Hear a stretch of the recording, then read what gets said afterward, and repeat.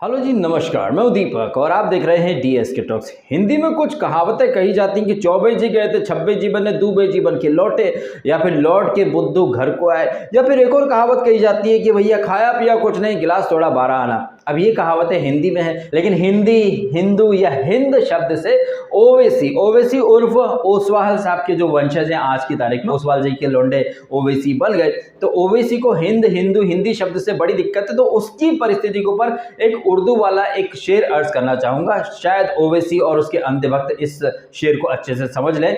शेर कुछ यूं कहता है कि ना खुदा ही मिला ना विसाले सनम, ना इधर के रहे ना उधर के रहे। अब ये जो शेर मैंने अर्ज किया और इसके थोड़ी देर पहले जो कहावतें मैंने कही, ये समराइज कर देती हैं असदुद्दीन ओवैसी की जिंदगी को। उसे कुछ भी नहीं मिला, खाया पिया कुछ नहीं, गिलास तोड़ा 12 आना, चाय से ज्यादा केतली गरम, या फिर थोथा चना बाचे खाना। एक से बढ़कर एक ऐसी कहावतें और मुहावरे मेरे जहन में, मेरी जबान पर आ रहे हैं जो इस ओवैसी उर्फ ओसवाल साहब की कन्वर्टेड औलाद के ऊपर पूरी तरह से फिट हो सकते हैं। ये ओवैसी जो बहुत बड़ी बड़ी डींगे हाँकता है, मुसलमानों का मसीहा बन जाता है, आए दिन कहता रहता है मस्जिद नहीं देंगे, मस्जिद नहीं गंवाने देंगे, ये नहीं देंगे, वो नहीं देंगे, मुसलमानों के हक की, मस्जिदों की बड़ी बड़ी ये हिमायत करता है। ये ओवैसी जो कुछ महीने पहले, कुछ साल पहले तक बाबरी मस्जिद का नाम लेके बड़ा उछलता था, मुसलमानों को भड़काता था, वही ओवैसी अब ज्ञानवापी के ऊपर बहुत ज्यादा उछल रहा है। भैया ये तो मस्जिद है, वजू करना है, फव्वारा है, फव्वारा। अरे यार, ये पंक्चर पुत्रों को फव्वारे से बड़ा प्यार है। अब क्या है कि ये जहां से ये मुगल आए थे वहां कोई पानी वानी तो था नहीं, तो फाउंटेन का सवाल पैदा नहीं होता। लेकिन पंक्चर पुत्र क्या है कि जैसे पंचर पकाते हैं, अब साइकिल का, गाड़ी का टायर पंक्चर होता है तो टायर बाहर निकालते, फिर उसके अंदर रहता है ट्यूब, और ट्यूब में भरते हैं हवा, और जब हवा भर जाती है तो ट्यूब को पानी में डालते हैं, और जैसे ही जहां पर छेद होता है वहां पर हवा जाती है तो एकदम पानी फर करके बबल्स उड़ने लगते हैं, पानी ऊपर की तरफ आता है। वाह, मिरेकल मिरेकल, फव्वारा बन गया। तो पंक्चर पकाने वालों को फव्वारे से बहुत ज्यादा प्यार है, क्योंकि पानी के कुछ छींटे ऊपर आते हैं, उनके लिए तो वही चीज फव्वारा बन गई। लेकिन ये पंक्चर पुत्र, ये फव्वारा प्रेमी, ये इतने बड़े बेवकूफ हैं कि इन्हें ये नहीं पता कि ये जो इनके लॉजिक है ना, कि किसी भी चीज को फव्वारा बोल देना, किसी भी चीज को मस्जिद बोल देना, ये चीजें साबित भी करनी पड़ती हैं। दुनिया इनके हिसाब से नहीं चलती है। इन्हें जो मदरसे में सिखाएगा कि दुनिया चौकोर है, फ्लैट है, ये है, धरती गोल नहीं है। साइंस कहती है जमीन सूरज के गिर्द घूमती है, आला हजरत कहते हैं जमीन ठहरी हुई है। जमीन जमीन जमीन घूमती नहीं है।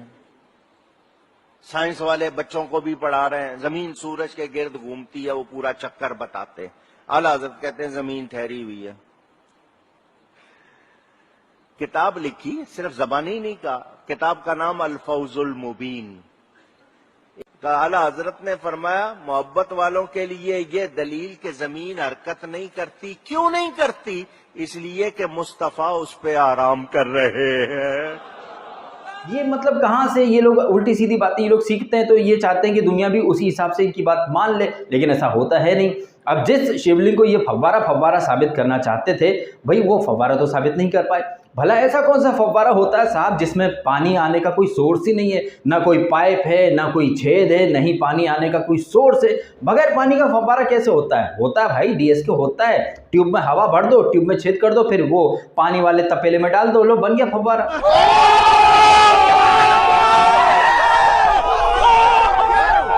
तो ऐसे फव्वारा प्रेमी मतलब क्या ही बोला जाए इनको। गए थे बहुत डेढ़ शाणे बन के, लेकिन अपना ही कटा करके आ गए। बड़ी जबरदस्त बेइज्जती हुई है ओवैसी और इनके तमाम चेले चपाटों की। ये ओवैसी जो ज्ञानवापी या फिर बाबरी मस्जिद केस के ऊपर बहुत ज्यादा उछल रहा था, क्या आपको पता है कि जहां से ये ओवैसी आता है हैदराबाद से, वहां तेलंगाना सरकार ने कुछ मस्जिदें एवं उड़ा दी डेवलपमेंट के नाम पे। कितने ऐसे मुस्लिम्स हैं इंडिया में जिन्हें ये बात पता थी? आई डोंट थिंक कि किसी को पता होगी।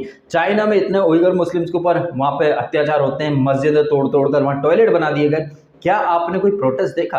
अभी मैंने पिछला वीडियो बनाया था जहां मैंने कहा था कि फ्रांस में वहां के प्रेसिडेंट ने कुछ बोल दिया तो पूरी दुनिया के मुस्लिम देश नाराज हो गए, लेकिन चाइना आए दिन अत्याचार करता रहता है। आपने देखा किसी मुस्लिम को सड़क पर चाइना के प्रेसिडेंट का वो पोस्टर लगा के उस पर थूकते हुए या चप्पलों से पीटते हुए? आपने नहीं देखा होगा। ये सेलेक्टिव सोच है। खुद जहां से ये आता है ओवैसी, हैदराबाद तेलंगाना, वहां पर मस्जिदें वहां की सरकार ने तोड़ दी, लेकिन वहां बीजेपी सत्ता में नहीं है ना, तो चलता है भाई साहब। और ऐसे दोगले ओवैसी को लोग सपोर्ट करते हैं। मैंने कहीं एक वीडियो देखा था और कुछ जगह मैंने पढ़ा भी कि ओवैसी जो है ना वो बीजेपी की बी टीम का हिस्सा है, और अब मुझे भी ऐसा लगने लगा है। कांग्रेस का जो कट्टर वोट बैंक था मुस्लिम, उन मुस्लिम्स को तोड़कर ओवैसी अपनी साइड ला रहा है। एंड जिस तरह से ये ओवैसी आए दिन कोई ना कोई ऐसा शिगुफा छोड़ देता है, शिवलिंग को फव्वारा बोल दिया, कुछ भी बोलता रहता है और मुसलमान उसकी हाँ में हाँ मिलाते, तो कहीं ना कहीं एंड ऑफ द डे वो अपना ही पोपट करा लेते हैं और वो एक ऐसी डाल पर बैठे हैं जिसको वो खुद ही काट रहे हैं। अब बीते 3-4 दिनों से हर कोई लगा है शिवलिंग का मजाक उड़ाने में और फव्वारा करने में। ये इतने बेवकूफ हैं, इन लोगों की अकल का, इनके कॉमन सेंस, इनके आईक्यू का अंदाजा आप इसी बात से लगा सकते हैं कि ये जो तमाम लोग कह रहे थे फव्वारा है, इनमें 2 पैसे की अकल नहीं है। इन्होंने बिल्कुल नहीं सोचा कि भैया जिस परिसर की वीडियोग्राफी हो रही है वहां पर ऑफिसर्स आ रहे हैं, वो पूछेंगे भैया फव्वारा है तो चला के दिखाओ। इनमें इतना सा भी दिमाग नहीं है। दीवारों पर वहां पर हिंदू सनातन संस्कृति के निशान बने हुए, उस पर सीमेंट पोत दिया, कलर पोत दिया। ये क्या मतलब, साबित क्या करना चाहते हैं? जैसा अभी मैंने थोड़ी देर पहले कहा कि मदरसे में इनको सिखा दिया जाता है कि धरती गोल नहीं चपटी है, तो ये लोग क्या सोचने लगते हैं दुनिया इनके हिसाब से चलती है। फव्वारा बगैर पानी का, बगैर पाइप का।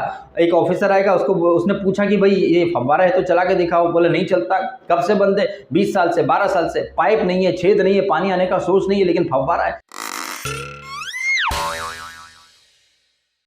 जब से मीडिया के थ्रू वो जो शिवलिंग की जो तस्वीरें और उसके वीडियोस वायरल हुए हैं, जिस किसी ने भी देखा, जिस किसी समझदार इंसान ने देखा, वो आराम से और आसानी से समझ गया था कि भैया ये शिवलिंग है और इसके ऊपर व्हाइट सीमेंट से या फिर अलग से एक पत्थर चिपका दिया है, जैसे कोई कपड़ा फट जाता तो रफू कर देते ना, ये बिल्कुल वैसा ही दिख रहा था। उसके बाद तमाम मुस्लिम्स और सेकुलर हिंदूज और वोक पीपल लग गए भैया ट्रोल करने में, शिवलिंग है, ये है, वो, चलो ये फव्वारा है। मतलब हर तरह से वो खुद को बेवकूफ़ साबित कर रहे थे। और अक्सर कहा जाता है शाणा जो कौवा होता है वो कहाँ बैठता है, आपको अच्छे से पता है कि शाणे कौवे एकदम धड़ाम से नीचे गिरते हैं और अपने साथ साथ दूसरों को भी बेवकूफ़ साबित कर देते हैं। तो ये ओवैसी कहिए, आरफा कहिए, राणा अय्यूब कहिए और इन्हें सपोर्ट करने वाले इनके अंधभक्त, आप देखिए कि ऐसे बहुत सारे मुस्लिम्स हैं जो बीजेपी सपोर्टर्स को अंधभक्त बोलते हैं, लेकिन दूसरों को अंधभक्त बोलने वाले कितने बड़े वाले अंधभक्त, बेवकूफ़, गवार, जाहिल, निकम्मे निकले आपने देख लिया। ये तमाम लोग जो शिवलिंग का मजाक उड़ा रहे थे, ये बनते बड़े होशियार चंद की पहली औलाद हैं, लेकिन इन लोगों को बेसिक नॉलेज भी नहीं है कि अगर कोई केस अगर सेशन कोर्ट में चल रहा है तो वो केस पहले सेशन कोर्ट देखेगी, फिर हाई कोर्ट, फिर सुप्रीम कोर्ट। एक तरीका होता है चीजों की तरफ जाने का, लेकिन सेशन कोर्ट का जो केस है उस पर स्टे लेने के लिए ये पहुंच गए सुप्रीम कोर्ट। और हवाला किसका दे रहे थे? वो वर्शिप एक्ट 1991 वाला। बताइए भैया, ये लोग 1991 का वर्शिप एक्ट, जो पूजा स्थल का जो एक्ट है, उसको मानेंगे, लेकिन ये वही लोग हैं जो फार्म बिल या फिर सीएए, एनआरसी के नाम पर खड़े हो जाएंगे कि हम नहीं मानते। मतलब इनकी सहूलियत के हिसाब से ये लोग चीजों को और संविधान को, कानून को मानेंगे, अदरवाइज ये लोग नहीं मानेंगे। ऐसे में ये लोग जो खुद को बहुत ज्यादा इंटेलिजेंट और बहुत ज्ञानी मान रहे थे, ये सुप्रीम कोर्ट गए और बेरंग लिफाफे की तरह वापस आ गए। जो शिवलिंग जहां पे पाया गया है वो एरिया सील एंड सिक्योर रहेगा, तो उसकी सेफ्टी का इंतजाम किया जाएगा। जो लोग नमाज अदा करने आते हैं, वजू या जो भी होता है, उसके अलग से डीएम के थ्रू अरेंजमेंट कराए जाएंगे। अब ओवैसी वापस से कूदने लग गया कि भैया बगैर वजू के नमाज हो नहीं सकता। तो भैया ओवैसी साहब एक बात बताइए, आप कह रहे कि बगैर वजू के नमाज नहीं हो सकता, तो जो लोग सड़क पर, रेलवे स्टेशन पर, गार्डन में, एयरपोर्ट पे, जहां उन्हें जगह मिलती है वहां नमाज अदा करते हैं, वहां कौन सा फाउंटेन होता है, वहां कौन सा तालाब होता है, या फिर वहां कौन सी जगह होती है जहां पर आप वजू कर सकते हो? ऐसे कोई तालाब, फाउंटेन हमें सड़कों पर तो, या जो आप तस्वीरें देख रहे हैं वहां ना कोई तालाब है, ना कोई वजू खाना है, ना कोई फाउंटेन है, कुछ भी नहीं है, तो वहां नमाज कैसे अदा की जाती है? ये आप मुझे जरूर बताइएगा। ये बात मैं उन लोगों से कह रहा हूं, पूछ रहा हूं, जो वजू खाने की बड़ी हिमायत और वकालत करेंगे, बगैर उसके नमाज अदा नहीं हो सकती, तो सड़कों पर कौन सा वजू खाना भैया? क्या आप यही चाहते हो क्या कि पूरी दुनिया में सिर्फ आप नमाज ही अदा करते रहो, पूरी दुनिया को वजू खाना बना दिया जाए और दुनिया में कोई भी चीज़ आपको देखे उसे आप फाउंटेन बोल दो? तो ये कहीं ना कहीं ये ऐसी बातें करके लोग अपनी जहालत, अपना गंवारपन, अपनी बेवकूफ़ी ये खुद साबित कर रहे हैं। अभी तो सिर्फ शुरुआत है साहब, अभी तो इन लोगों को और तबीयत से जलील होना है। देखते जाइए डे बाय डे ये लोग कैसे खुद को एक नंबर का बेशरम, झूठा, कमीना, मक्कार और एक नंबर का गंवार साबित कर देंगे, क्योंकि इन लोगों को यही आता है, इसके अलावा कुछ और कर नहीं सकते ये लोग। तो इस नोट पर ये वीडियो खत्म कर देता हूँ। आपने समय निकालकर ये वीडियो देखा, आपका बहुत बहुत धन्यवाद। वीडियो अच्छा लगा हो तो शेयर जरूर कीजिएगा। Thank you so much.